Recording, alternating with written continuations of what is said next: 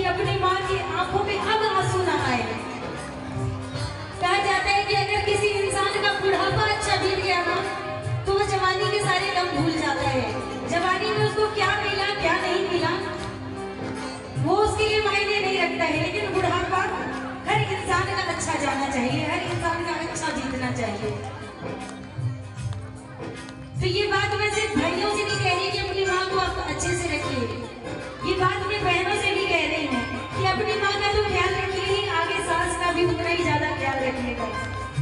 अगर सास थोड़ी कड़वी भी हो ना तो उनको कड़वी दवाई समझ के साथ में रखिएगा कि ये दवा है, असर करेगी।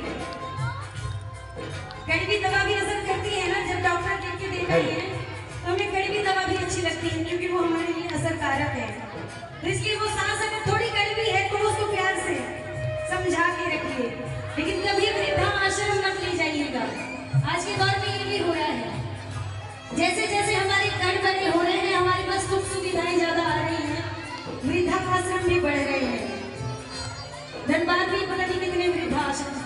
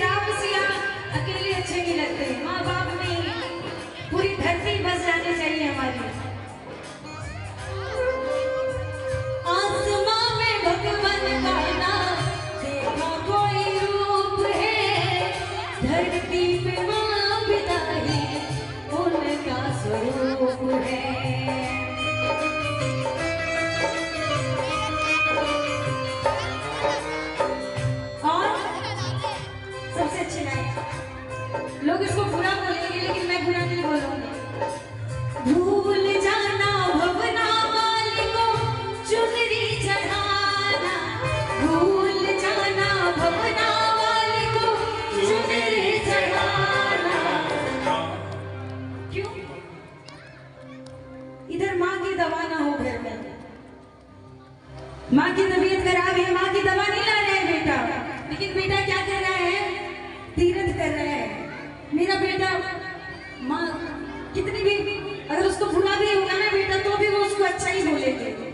माँ बोलेगी मेरा बेटा बड़ा धर्मी है, उसको तीरथ से फुर्सत नहीं है, मेरी दवा कहाँ से लाएगा वो।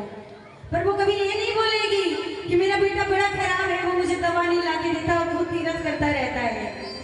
तो इसलिए अगर घर में इनके लिए 2 अगरबत्ती कम जला देंगे, इनका श्रृंगार थोड़ा कम हो जाए तो इनको कभी फर्क नहीं पड़ता है।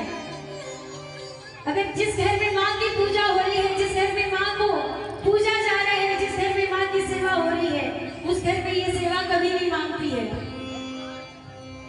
इसलिए प्रभु की सेवा से ज्यादा अपनी माँ की सेवा कीजिएगा और ऐसे दोनों हाथों को खोल के पर माँ अपनी माँ को तुम कभी ना रुलाना, माँ अपनी माँ को तुम कभी ना रुलाना, क्योंकि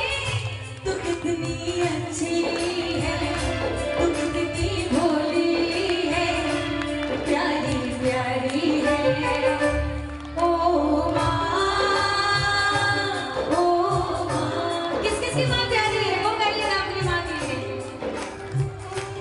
ओ माँ, ये जो दुनिया है ये वन है कांटों का, ये वन है कांटों